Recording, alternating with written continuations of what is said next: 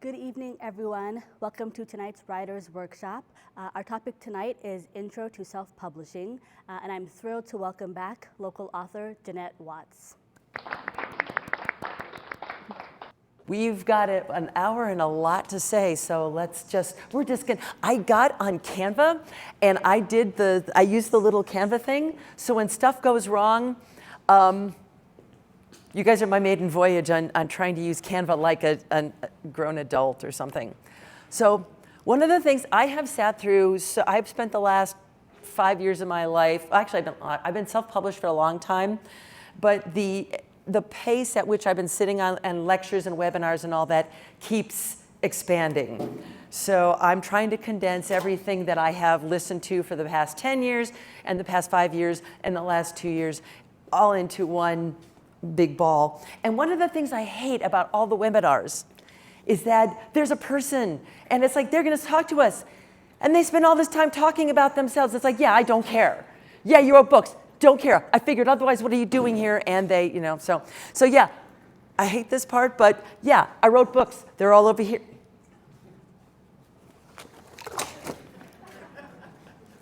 I wrote books. They're over here. If you want any copies, I got them. If you would rather get online and give me a review from any of them, that's awesome too. Enough said. Don't like talking about myself. You guys figured that Solomon wouldn't have me here if I did. If at the end of the presentation you don't think I actually know what I'm talking about, you can ask Solomon for your money back. So question number one that I'm asking you guys is, what kind of book are you writing? Why are you here? Why do you want to know about self-publishing? Something is in the back of your head making you crazy, saying you got to write this book. Otherwise, you wouldn't be here. Where you go from here depends on are you writing fiction? Are you writing nonfiction? Are you writing a children's book? Are you wanting to have an ebook? Are you wanting to have a hard copy in your hands? Are you wanting to do an audiobook? All of these send you to different places depending on the answer to that question. And I know I don't need to ask you, you know already the answer to that question. So as I say, I'm just going to keep moving along so that we can get to things. These are some of the places you can go when you are ready to publish a book. Amazon is the evil empire. There's no getting away from it. They control some, I haven't looked at the statistic for like maybe a year, but it's something like 70 to 80% of all books sold are through Amazon. If you're going to sell books, you're going to have to deal with the evil empire. That's just the reality of it. All these others are different distribution outlets. Ingram Spark was a distributor, but they are now expanding their services because everybody is noticing that self-publishing is a growing part of the market share. So you can't, those aren't real books. They have to acknowledge that self-publishing is a thing. Established authors are leaving their publishers and self-publishing. Well, they've got it easy. They've already got a fan base. They just have to put it on Facebook and they'll sell 12 million copies. So, self-publishing timeline.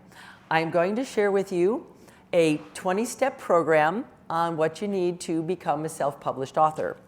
I had more to say at this point, and I have no idea what it was because while I was working on this, I accidentally deleted everything. So, disclaimer first, yes? First question, are these notes going to become available after this session? We can do that. Solomon, I assume there's something we can, and this, of course, the whole lecture is being recorded, so it will be on the Champaign Library site.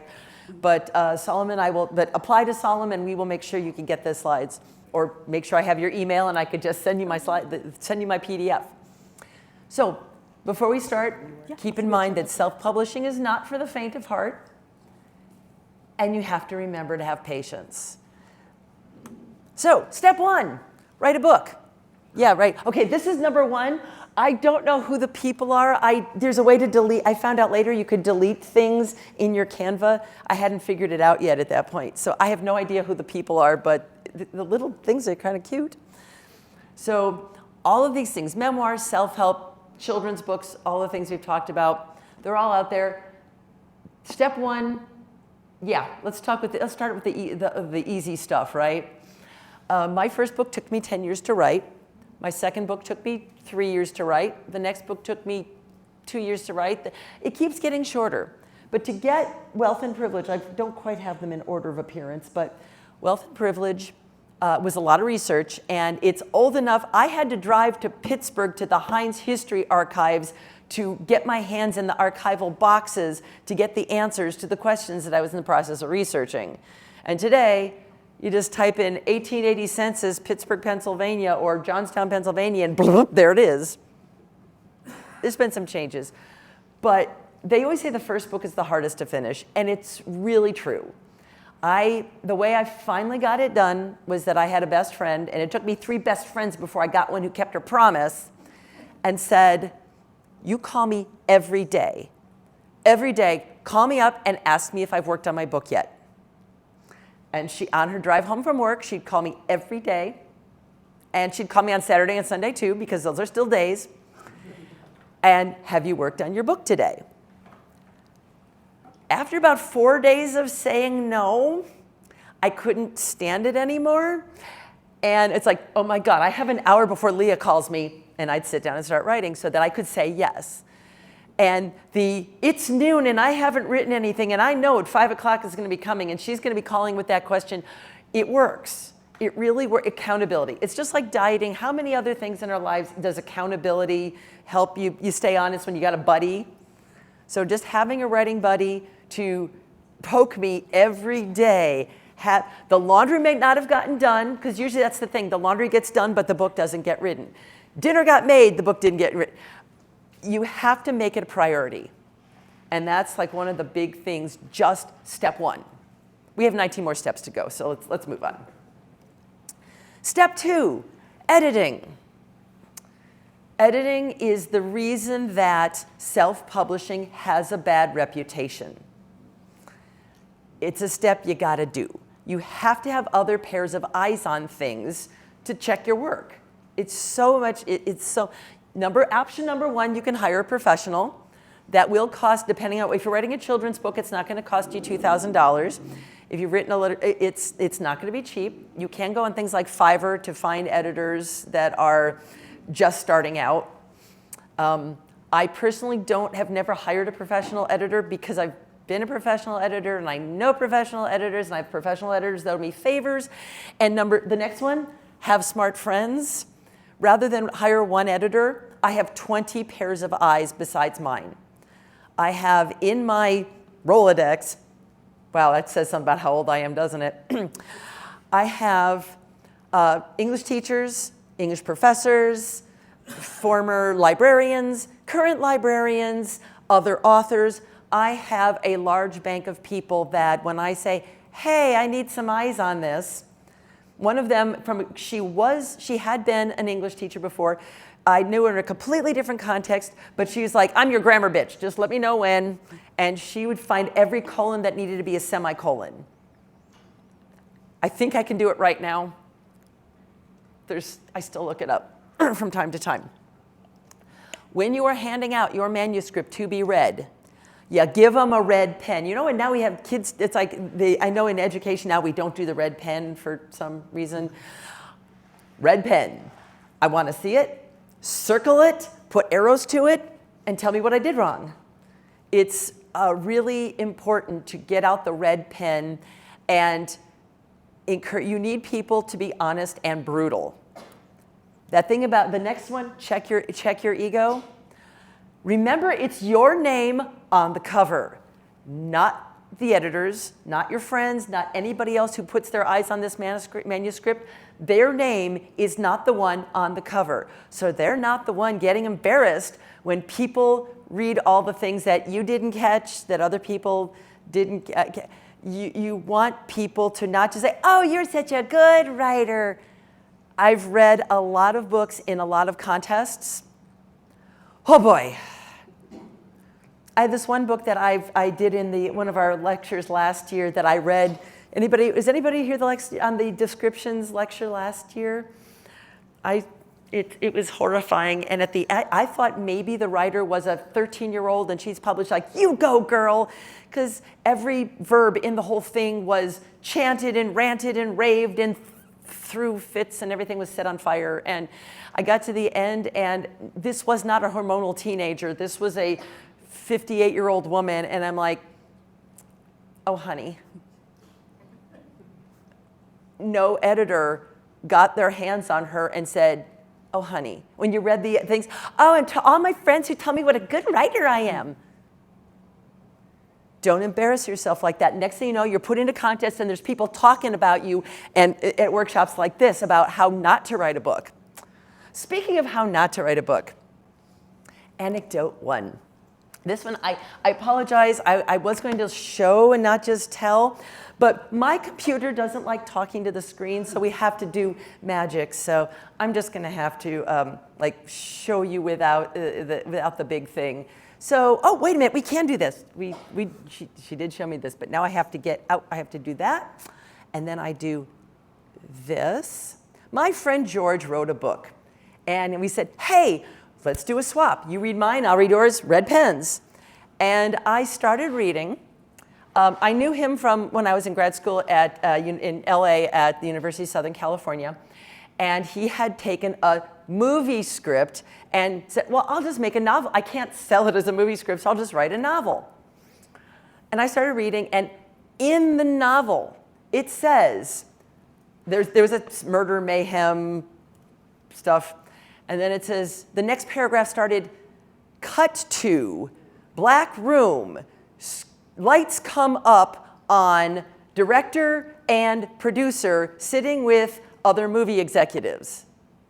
I mean, did everybody hear her moan of agony here? She's, oh, yeah. That was a movie script. He hadn't even edited out the movie script directions. What? So when I said, oh, honey, this isn't ready, this isn't ripe yet, he's like, well, yours isn't ready either. Like, okay, you do you, pal. That's why I'm having 20 more pairs of eyes. Clearly, you're not one of my 20 pairs of eyes if you can't see cut to. So, Sudetenland. He went and published it. So, these are the reviews. I went down, I was like, oh, honey, you didn't, you did.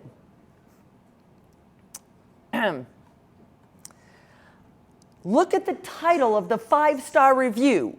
Good, but ... You can't see her face. She just did this cringy face like, it's like, yeah, it hurts that much. And as you go through it, it's not a good review. Some friend gave him a 5-star review. 4-star review, a romp for World War II buffs. But then you get to the middle. Can you see my thing here? The dialogue is trite and shallow, too often just juvenile. And then blah, blah, blah.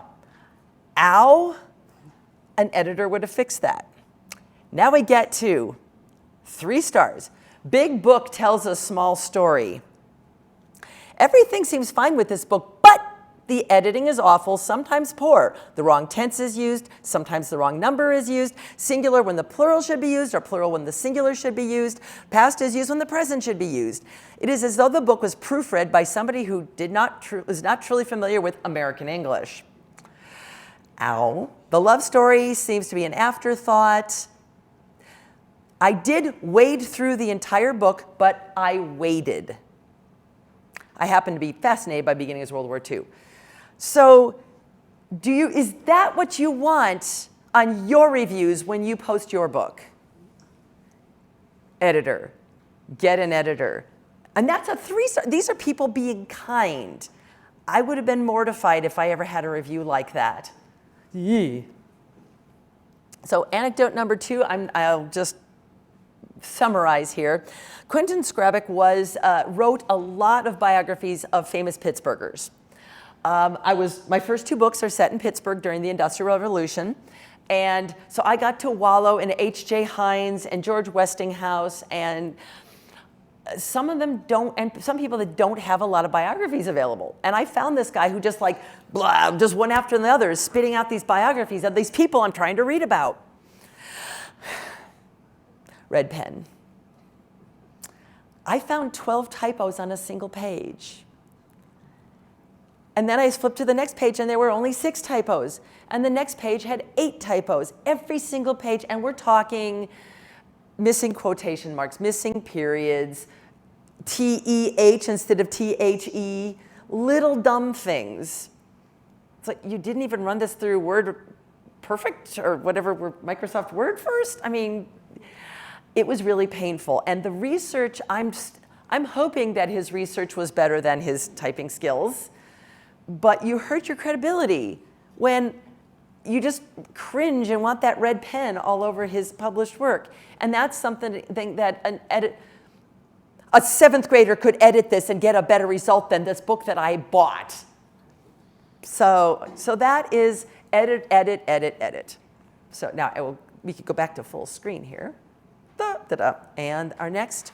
So step 3, we've made it to step 3. Congratulations. Fix the errata.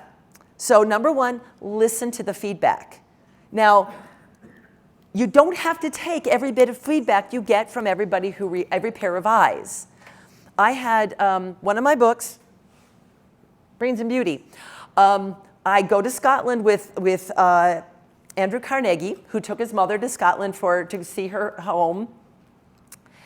And somebody, a modern person reading the book says, oh, it's Scottish, not Scotch. Scotch is a beverage. And it's like, yes, I'm a Scottish dancer. I know that whole thing.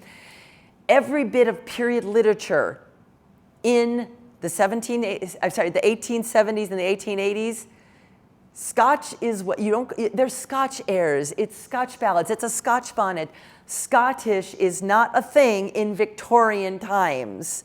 So all the time the red pen says Scotch instead of Scotch, or Scottish instead of Scotch, I ignored every one of them because she didn't do the research. I did.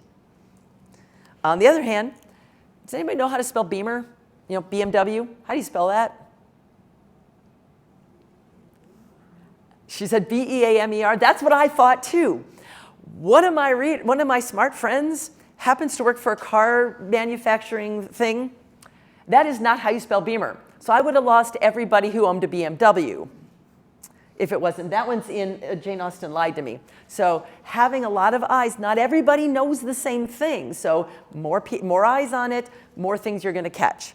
But remember, you're the one who did the research, so listen to the feedback. Are they right? And these days, it's like you get the feedback and Google it. Oh, look at that. One of the things that I almost put in Wealth and Privilege was I almost put in a breed that didn't exist yet. That wouldn't have lost all the people who love dogs in the world. Yeah, so, but you have to do a little homework, look it up. These days, you just have to Google it. And then the rewriting. So think of when you get it polished enough for other eyes to see it, that's draft 1. You're going to rewrite a little, you're going to rewrite a lot. You're going to, like one of the things for George Cronus's book was one of the reviews said he could have divided it in 2 and had a box set. Actually, I'd seen a copy of the book. It's that thick. He could have had at least a trilogy, and that's what sells nowadays. So, oh yes, my next anecdote. This was, I join a lot of writers groups. I hear a lot of bad advice. So I just joined another writers group and find different bad advice. I was in a group that I was on somebody's book launch team, and they send out review copies. We'll be talking about that soon.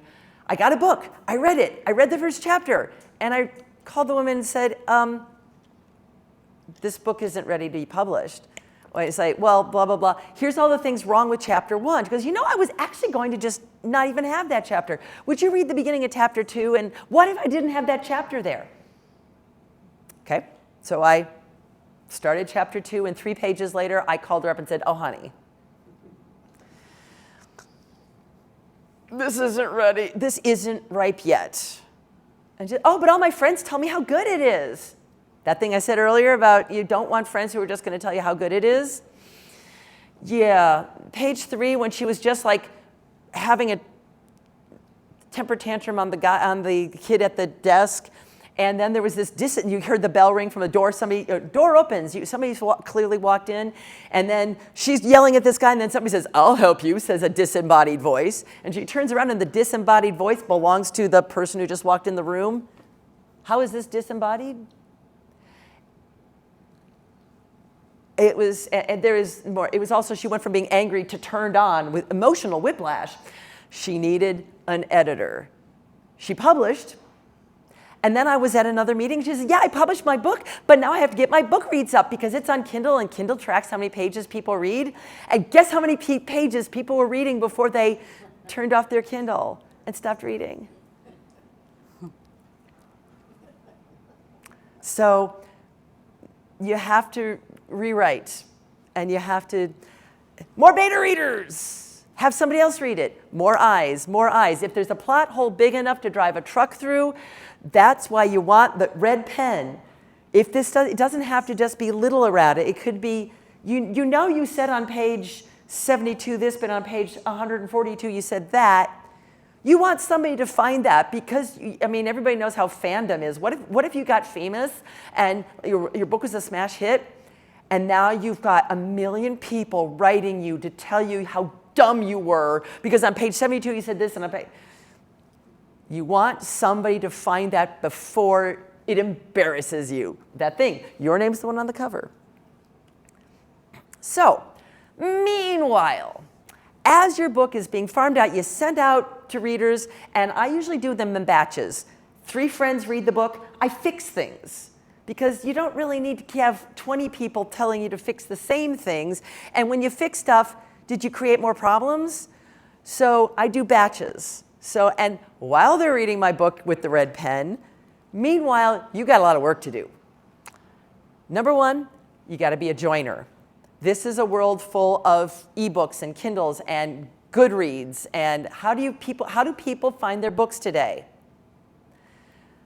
I have a whole shelf of things that I bought because I was traveling, and I was in the Margaret Mitchell house, so I bought the Margaret Mitchell book. And then I was traveling, and I was at Gettysburg, and I bought the Gettysburg book. And then I was at, fill in name of battlefield here. I have a YouTube channel called History is My Playground. It's all museum visits and battlefields and historical costumes and historical dancing. And there's always and wherever you travel, there's always a book to buy. That's not how most people buy their books. They're cruising on Amazon, they found something interesting, they buy it. It's word of mouth, etc. How do you get that word of mouth? The reason I wrote my Dearest Miss Fairfax was from being in a Reddit group with all the other Jane Austen fans. Next thing you know, I'm writing another book. And guess what? There's my beta readers. Hey, it's your fault I wrote this book. Would you read this and tell me everything I did wrong? So joining the things, very important. Now, you cannot just join and then say, hey, guess what? I have a book. Buy my book. Buy my book. There are sites that actually will, they prohibit that. It's in their laws when you sign up and they say this is, you have to abide by the rules. The rules are no self-promotion. That shows a lot because so many authors just jumped in. It's like, hi, I'm not a member of your community, but I just want to sell my books, so you buy my books. You have to be in the community, not an outsider. So yeah, this is a lot of work. It doesn't have to be bad. It can be 15 minutes a day. Just get on Reddit and comment on people's stuff.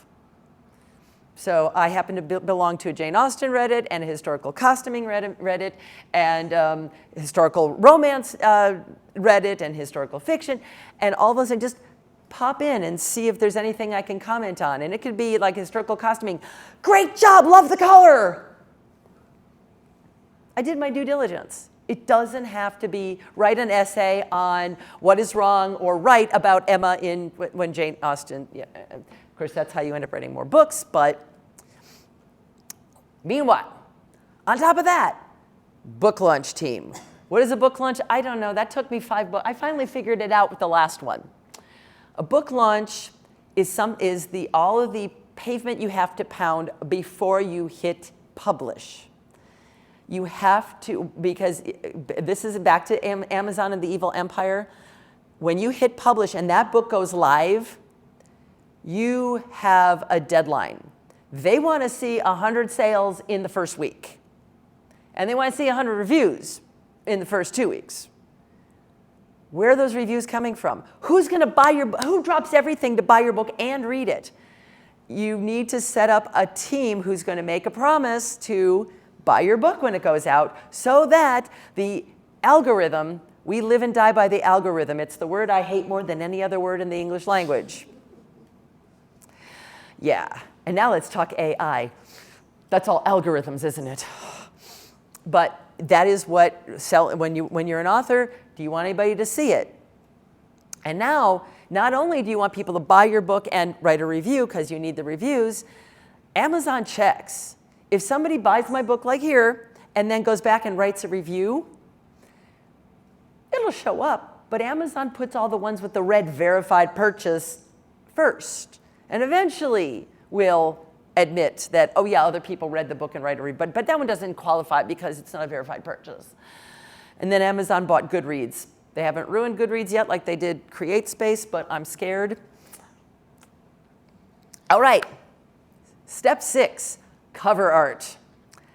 Covers are, people say, oh, you can't judge a book by its cover.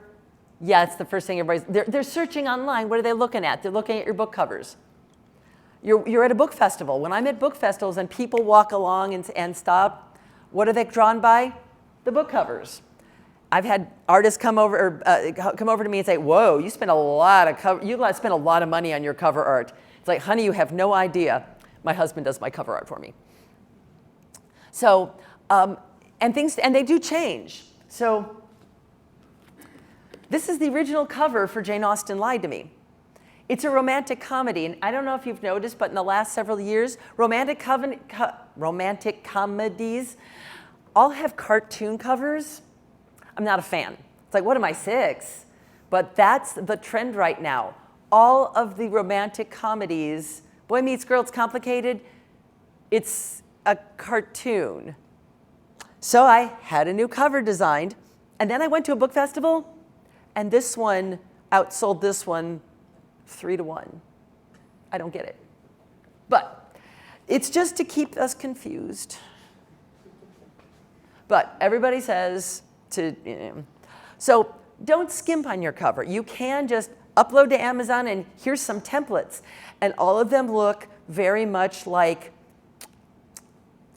what was it called? There was a publisher that did like the classics when you were in high school, like Scholastic something or other. It's like white on the top, half green on the bottom. It has the name of the book and your name, and it's really about as bland as you can get. No one's going to stop and look at your cover or find out what's in between the covers if that's what you got for your cover. You got to spend the time on a cover that's catchy. There's a lot of graphic artists out there. Fiverr is one source I know, and they also have editors, and that's how I found most of my vocal talent for my audiobooks. There are plenty of sources. You just have to start looking. That thing we said already once, Google it. When did Google become a verb? It's been a while, but if you're a graphic artist and you do your own covers, that's actually kind of cool. If you're not a graphic artist like me, I'm married to one. But having different sources, there's lots of places to go, just like having a lot of friends that gets you a lot of eyes on your book. The same can work for the cover art if you know people. AI. Right now, there's a lot. You can just type in, give me a dragon book art cover that in the style of blah-de-blah. And there you go with this gorgeous art. That's a ripoff of an artist who has no knowledge or consent to this. It's a real problem right now. And since it's an ongoing problem right now, you know what's going to happen, that the protections are in the process right now of trying to stop that. So if you go to AI for your cover art, you may not even know who it was stolen from, but you will find out when you're sued by that artist. So I am saying you might not want to go there unless you know where it's coming from. I mean, I know there's AI out there training the computer how to paint like me. But just be careful because there are liability issues and you don't need that headache. Step 7, read your manuscript one more time. Cringe at the TEH instead of THE on page 156 and the missing period and quotation marks, and ask how it is that 20 other pairs of eyes managed to miss it. and mine in between every one of those 20 pairs of eyes, and I get my book back and I'm holding it and going, God damn it. There's still Easter eggs in there. I should I should get prizes now for people who can find the problems after I keep fixing them. Step 8, virtual book tours. Remember that thing about how you're looking for, you need to make friends? Here's another source for friends. Get on the schedule with the book tours. There are a lot of them. Goddess Fish is one of my favorites, and everybody wants to use Goddess Fish.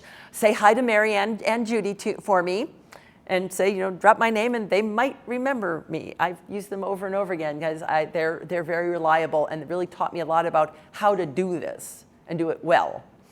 But there's so many of them, and book tours are going to be tailored to your genre. You don't have to just have a book tour. You can have a book tour for nothing but, whoa, I just got loud in here, sorry. You have nothing but children's books, nothing but self-help books, nothing but self-help on how to fix your car books. There's so many book tours. You want people to know about your book when it comes out. How are you reaching them? The virtual book tours is a really good way to do it that isn't $30,000. I've actually looked at if you just get a promoter to do things. I think anytime you see a book that's breakout, new writer, first book ever, ask how much money they spent on their promotions to get found with their first book. It was not a do-it-yourself. But you want to get on the schedule for these virtual book tours. There can be sometimes you have ranges of packages. It's like, where's your budget? They'll meet you where you can afford to be. So I have found them very, very helpful. Step 9, send review copies to your book launch team. Remember those people who made you extracted that promise from 100 people to read your book ahead of time and then buy it when it comes out? After you've applied the polish, not before. Now you have to get it to your book launch people. And this is when I had oh honey, this isn't ready to go out yet. She obviously didn't apply the polish first. But they should be reading your book and not saying, the love story is really kind of an afterthought, and this really should be divided into 2 books and made a package set. I mean, those reviews are just really kind of burned in my, it's kind of like, heartburn that won't go away, it's like, oh. But you don't want your book launch team thinking like those reviews I read to you. You want them to be able to absorb the final product and say, yes, this is good. If they say, no, oh, honey, it's not good, go back, rewrite again. And I didn't even put that on here. That's step 9.5, so we don't have a slide for that. Step 10, buy your ISBN. Amazon, when you publish with Amazon, it will provide you a free ISBN. That's great. One problem. Now try to take that book anywhere else. Bookstores will not work with you if your ISBN is from Amazon. All kinds of other places will not work with you if your ISBN is from Amazon. Now that may be changing, that may change. I mean, that maybe it's changing right now because I am now, it's been a year, I have been working on a nonfiction set of dance manuals for, I teach historical dance, and so I've been working on nonfiction. So things may have changed while I've been buried in research. Question?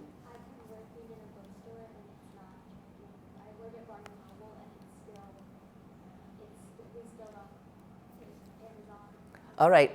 For anybody who didn't hear that, and for you at home, one of the ladies in the audience here works at Barnes & Noble and says, that is still absolutely true. They will not work with you if your ISBN is from Amazon. So don't do it. I had to publish 3 books before I found that one out. Now I have to figure out how to fix my mistake, and it's not simple. Bowker Publishing Services, BOWKER.com, has all kinds of, they will sell you ISBNs. They'll sell you a single one, and they're like packages. I think you can get 10 of them. I believe, and I'm going to defer to the professional, if you had an audiobook, an ebook, and a hard physical copy, those are all 3 different ISBNs, correct? I believe it's the same ISBN. Actually, no, it is different ISBN. Yeah, that's what I thought. Yeah, it's a different ISBN for everything. If you publish in multiple formats, they're all going to be separate. But Barnes & Noble does have a place for authors to go to it like teaches them where they can go to buy it. So if you search Barnes & Noble like author. Right, and Nook is a Barnes & Noble thing, right? Yeah, it's one of the things, one of my post-it notes was for Nook. You can go through Barnes & Noble to get your book, your ebook onto Nook through Barnes & Noble. So that is another thing, but buy your ISBNs. And while you're browsing around Bowker Publishing Services, I think they have editors and cover artists and other things that you may find interesting. So you may want to check them out sooner rather than later. Step 11, and I need to talk faster because we are past the halfway mark. We're more than a half hour into this. Register your copyright at the U.S. Copyright Office, copyright.gov. It's not hard. It used to be a 1-page paper you filled out and you sent in, and eventually you got a piece of paper with your copyright and a photocopy of your handwritten thing. I need to frame mine. Mine's I find it's like, ah! But yeah, it's an online thing now. You just it's like the amount of information it takes to type in to register your copyright, you could fit on a postcard. So copyright.gov, it's just not a difficult step. Just that'll take you, once you find, it takes a little while to wade through it the first time. You have to register, everything, you have to have an account, you have to have a password, and the password has to have 20 characters, and some of them can't be letters. You guys know. Number 12, formatting.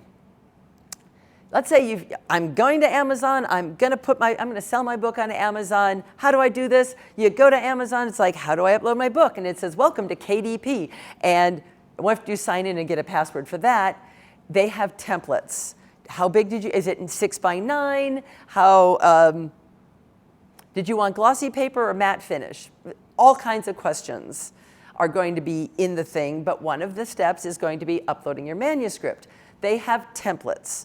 And you just have to fill it into the template. Now, I know there are preloaded templates. I just haven't done it because I have to do everything the hard way.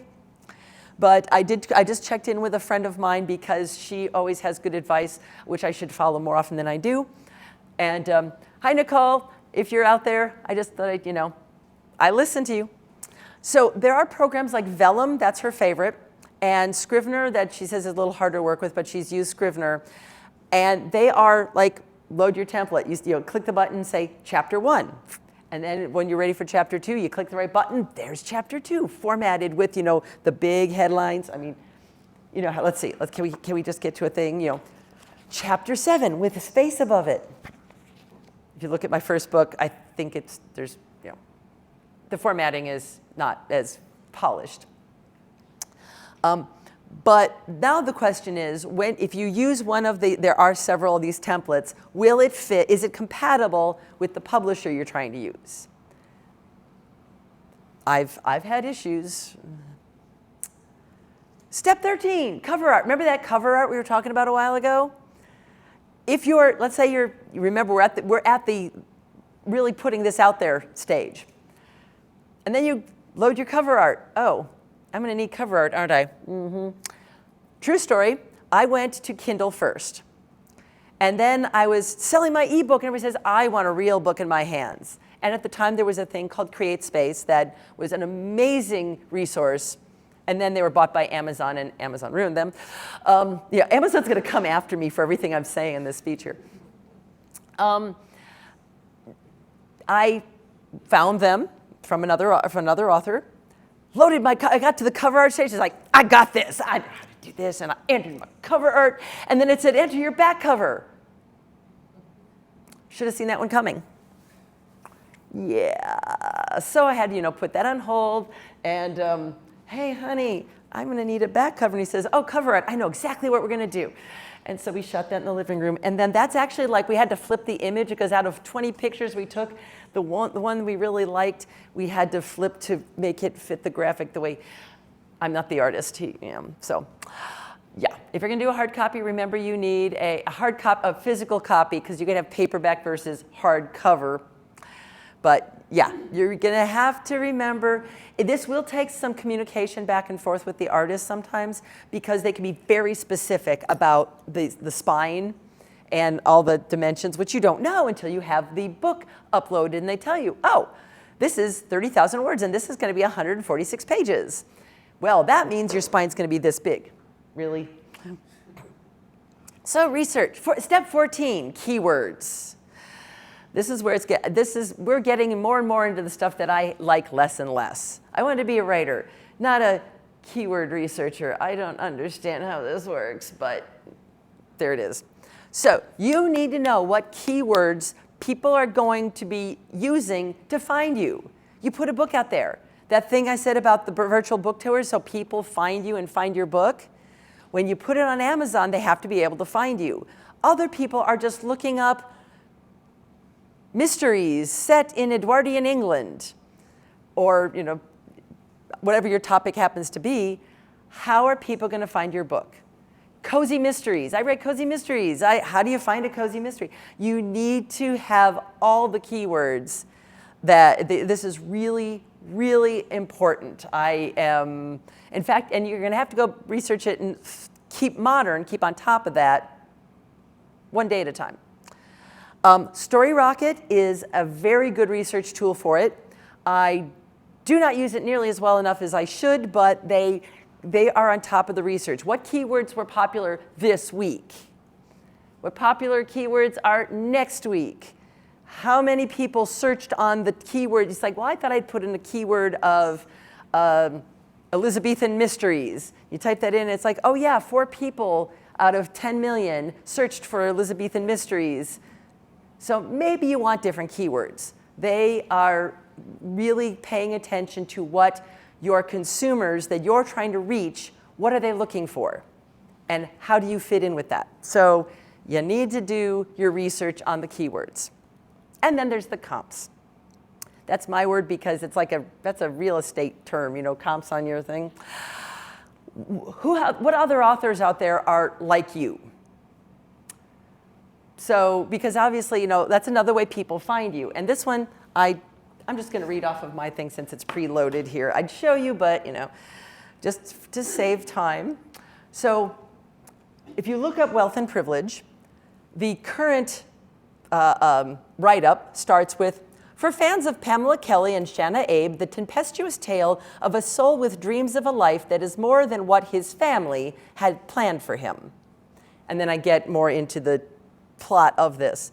But the first thing I said is, here are other historical fiction authors that write a lot like me. And they have a lot bigger following than I do. So so if people were to look up Pamela Kelly, they'll have a hit on my book. And so they can take a look and say, oh, I don't know her. Do I want to? Yes, no, maybe. So you having their names in your ad copy, last I look, is still legal. They'll change the rules later because that's what they do. Step 15, the book launch party. So your release date, you're going to get everything in there and have an idea of when you want. When you get everything in, that doesn't mean you hit publish. Not yet. Remember that thing I said at the beginning about patience? This is where you have to hyperventilate because you just want to hit the button. Don't do it yet. Because that thing about the algorithm, remember the algorithm hates you and wants you dead. So you want your book launch party to coincide with your release date. This is another way to get you in touch with other potential readers. And you need a lot of momentum right up front. And it has to be very coordinated. As soon as it falls apart, or if you do it the way I did it, it's a really good way to write great books that nobody reads. So I say nobody reads, but you want it to coincide with your release date. You want the book launch party to be at, say, a local independent bookstore. Obviously, Barnes & Noble you cannot go to unless you are, I think Ingram Spark, you might be able to do a book launch party if you are released through Ingram Spark, I think. Yeah, the rules keep changing, and I haven't stayed on top of them. But Ingram Spark is a distributor that. So we'll have to touch base later because I'm not positive on that one. But you didn't used to be able to. Any of the big box stores, you were not able to get access to. I used to do book launches at the Moravian bookstore in Bethlehem, Pennsylvania, because Pennsylvania books. They were bought out by Barnes & Noble. When they were an independent bookstore, I would be in there twice a year with, first is the book launch, and then they'd have me come back, and they like having local authors, independent authors in there. They don't have independent authors anymore. They've been bought out by Barnes & Noble. So your local independent bookstore, we have one, the Literary Downtown. That's where I released my Dearest Miss Fairfax. They love working with the community, and they are really a great resource. So your local bookstore is one of the best places to go because it's full of book lovers. And you'll get, yeah. You mentioned a champagne one. What did you call it? Oh, the lit. It's like if you're right in downtown, on the side of the window it says the lit. Oh, it's new now. Okay. Yeah, it's a coffee shop / bookstore / bar hangout. It's a little everything. So, but it's a really it's a very good environment. It's a supportive environment for local writers. So the library, a lot of libraries. Solemn, do you do book launch parties? We do author fairs, local Author fairs. Okay, yeah, they had. I was at the author fair. Coffee shop. I've read a lot of books in a lot of coffee shops. There was North Carolina. Their writers community tended to be at coffee shops. That was just where the writer hangout was. Wineries. I haven't tried Alto Vineyards, but if I have another book release party, man, I'm checking with Alto Vineyards because I spend a lot of time writing in Alto Vineyards, and so I have my favorite places to write are the Espresso Royale Coffee, the library here because I love those big glass windows, and Alto Vineyards. The winery's a great place to say, hey, you can have a private event and bring people in. Online presence. Everything is online. For my book launch party, I was able to have a Facebook Live feed. And so I had people doing trivia from like 4 different states, which got really awkward because if you won the trivia, the gift cards from the lit were the prizes. We managed. Now, keep in mind that on Amazon, you do not know precisely when your book is going to go live. Somewhere between 2 hours and 48 hours, it will be out. Yes, this does not help you when you're trying to be coordinated and specific. It's part of why I call them the evil empire.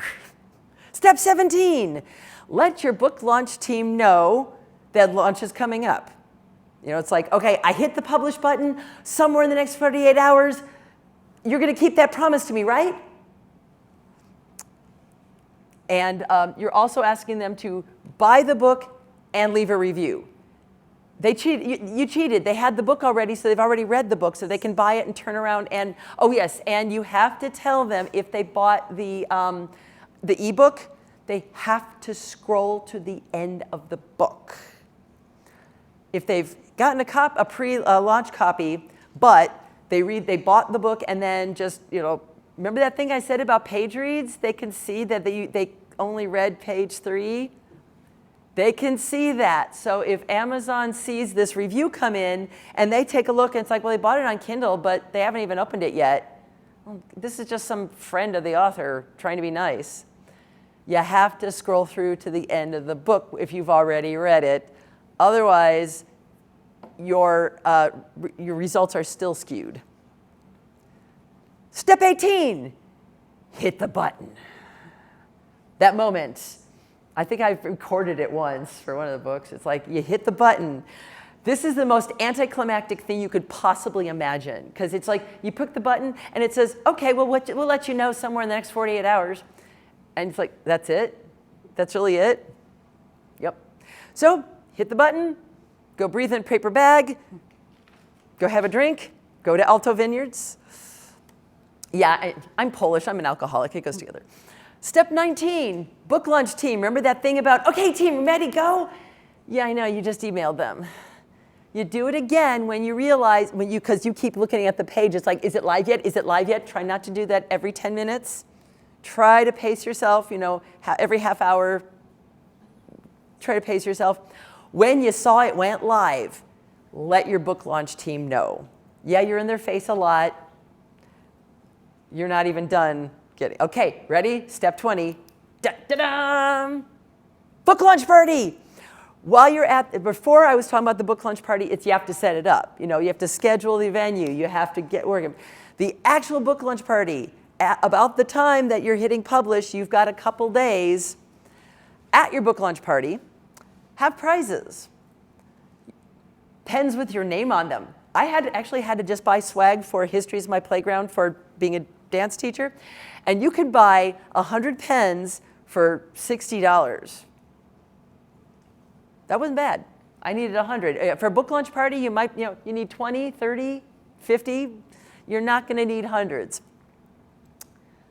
Really important, collect email addresses. Oh yeah, there's something in one of my boxes. I need to ask you guys to pass around my slips for my newsletter. Collect those email addresses.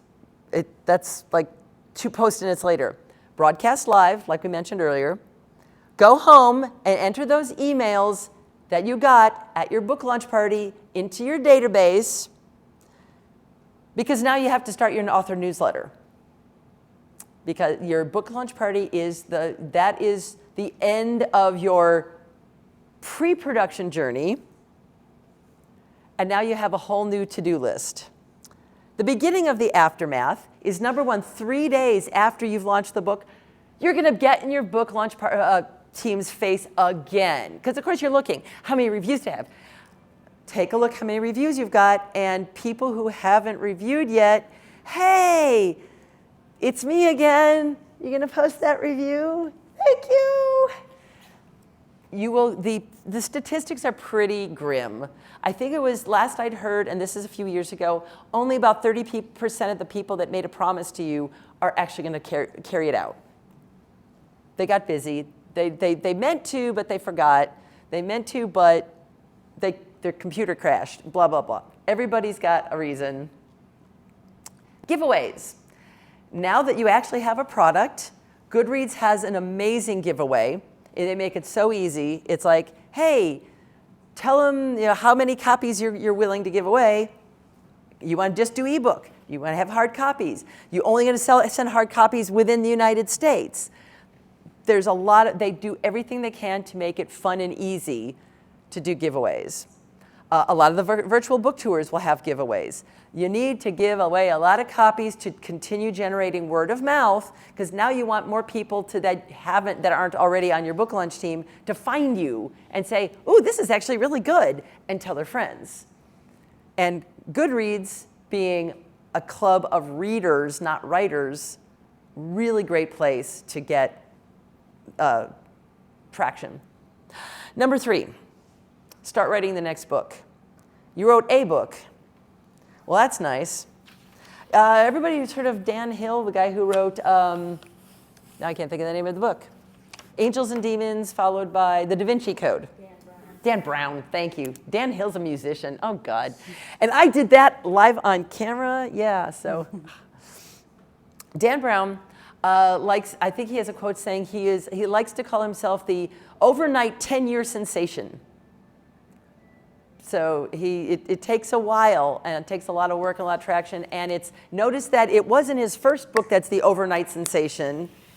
He'd already written several, and then he was an overnight sensation. So yeah, your next book. Everybody, if you just write like a lot of loose things like me, I have to get back to writing more historical fiction because that's my first love. When you don't keep them coming, your readers really loved your book. What's next? They look you up because that was awesome. And you don't have anything. Hence the newsletter to say, hey, glad you love my book. I'm working on another one, and this is what it's called. And that's the beginning of your next book launch team. So it feeds into it, but you've got process.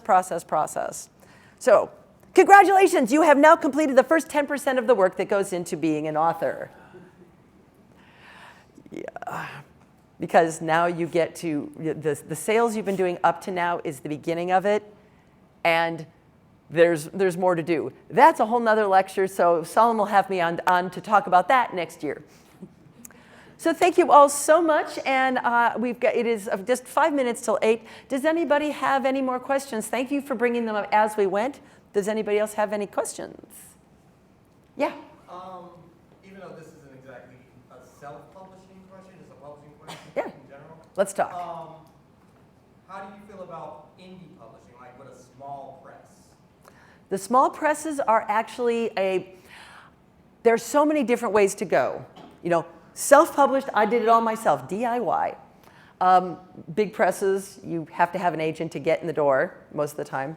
The small presses can be amazing.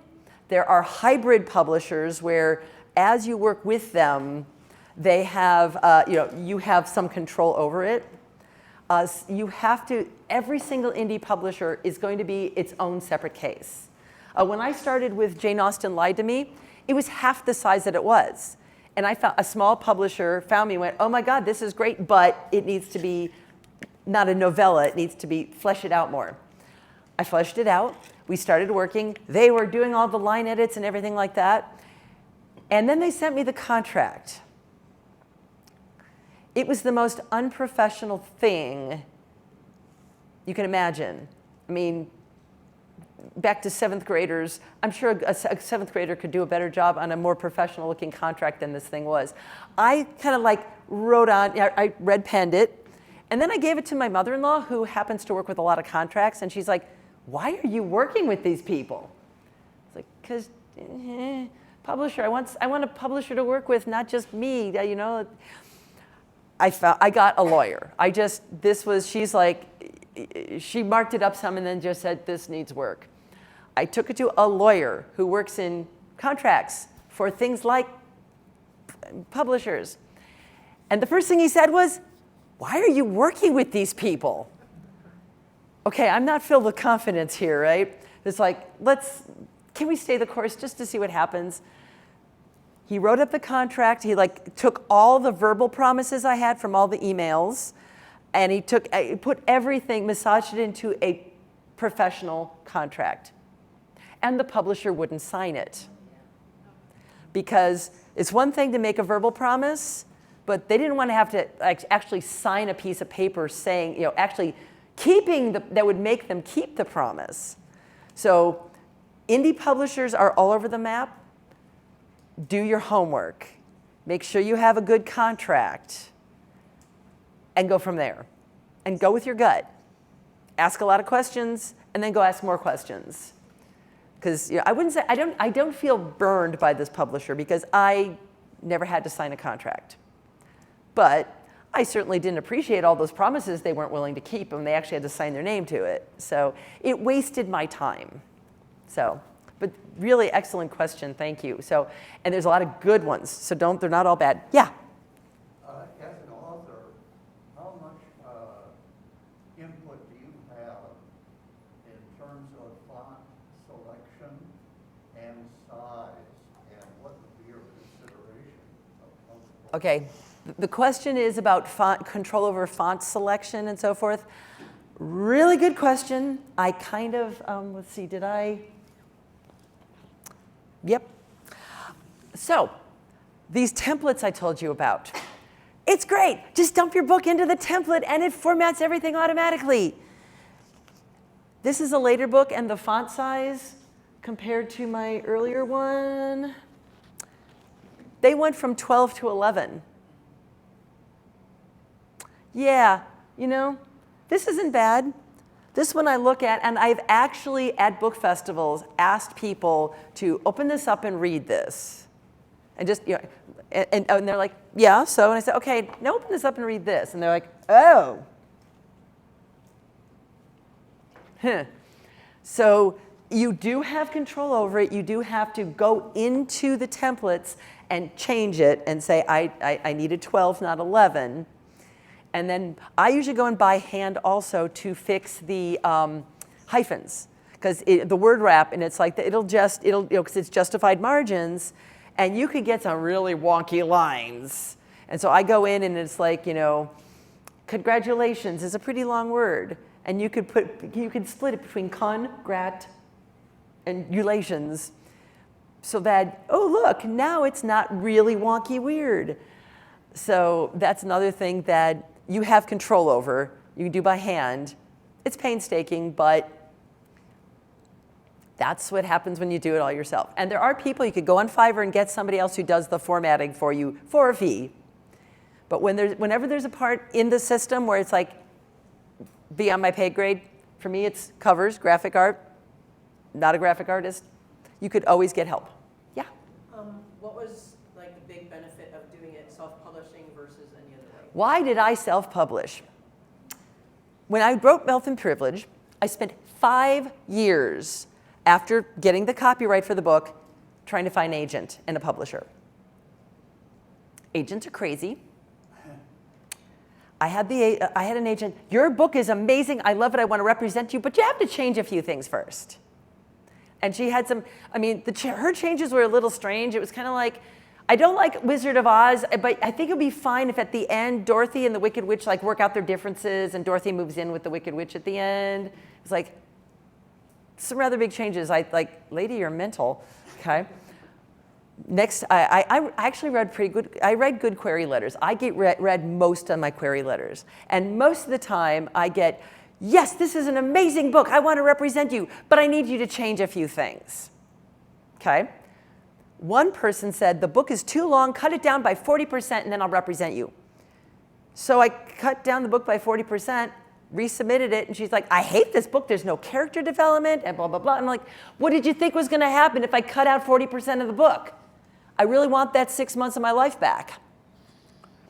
But it took a while. I did this a lot. I did this for 5 years. And eventually I realized, and it took a while for the pattern, because it takes a while to go through the process of query and submit, and they read you, and they get back to you. And I figured out the pattern. All of these agents were protecting their favorite characters.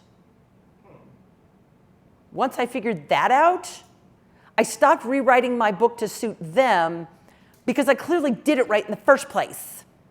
Everybody cared enough about their favorite characters to want me to change the book that way. Now, if everybody had the same changes, fine. It's like, oh, this character development needs to be different. The thing is that this one wants me to change it this way, and the next agent wanted me to change it in the exact opposite way. And it was like, could you guys all sit down at a table and work it out? I just want to rewrite this once. But because I kept rewriting it to make them happy, and then they weren't happy with what they asked me to do, finally I said, agents are crazy. And everybody kept telling me, just go to Kindle, just go to Kindle. And I didn't listen. I think about, like advice, and I was dumb and I didn't listen to good advice. And I finally went to Kindle after that initial push where they were so hungry for any content. 2 years too late. Yeah.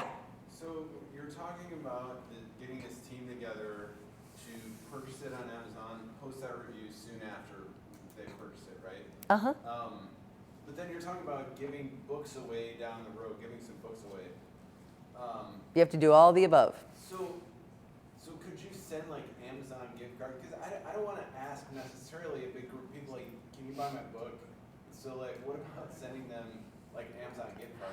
You could do anything you want, any incentive you want for your book launch teams. That thing I said earlier about being a joiner, when you get on Goodreads, you get on Facebook groups, you get on Reddit groups, you're finding your people.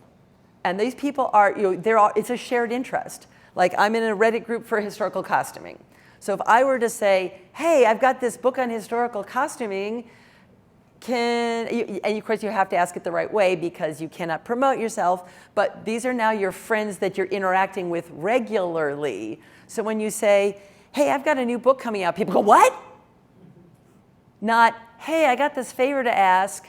You're doing them a favor by saying, well, actually, I need some book launch people. Would you be willing to read a rough draft? The final draft. It's not out yet, but you could read a preview of it before it actually goes live. Would you be willing to do that and be part of my launch team? And they go, okay. So it's part of that being part of a larger community. And there are a lot of writer groups out there, like Solemn keeps writing, the Writers Lounge is going here. It's part of the thing. And a lot of authors are introverts. I'm obviously not, but it is a hard part of the process. At least you're doing it online. It's not where you have to get in people's faces one-on-one or group on one and so forth.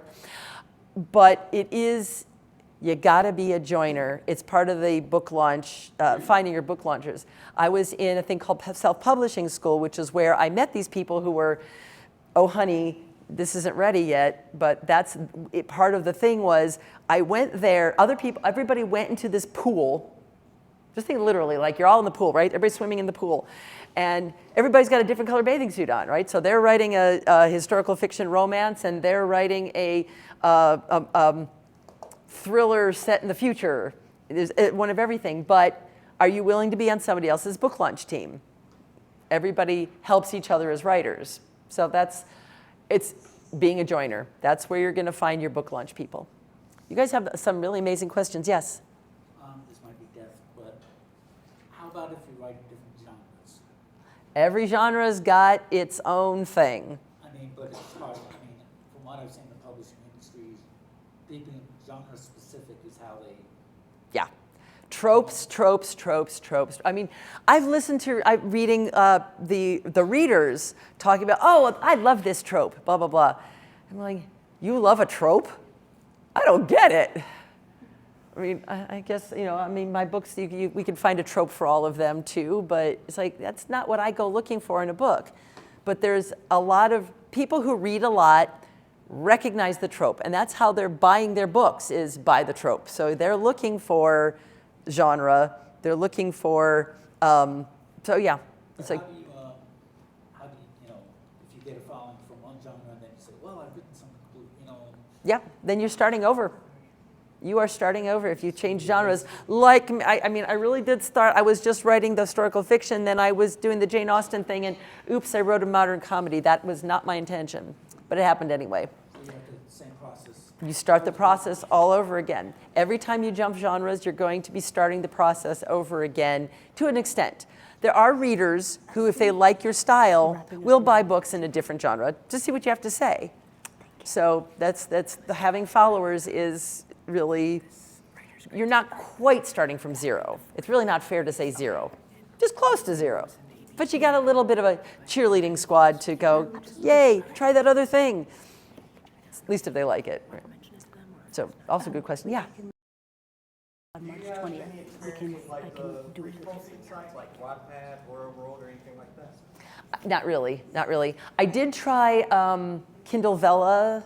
It was a thing, but it was really, so it's like, publish as you're writing each chapter. And basically it was like Amazon, it's not that you can use Amazon in a different way to have people find you.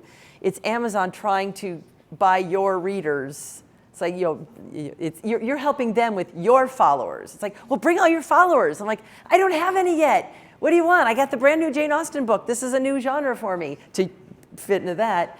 And it doesn't bring people, you have to bring the people to them. So it's very confusing, but that's as much experience as I have with that sort of thing. Thank you for coming. Thank you. All right, we're at time, so, well, actually long since passed, but I'll hang out if anybody else has any more questions. And I have books for sale if you like any.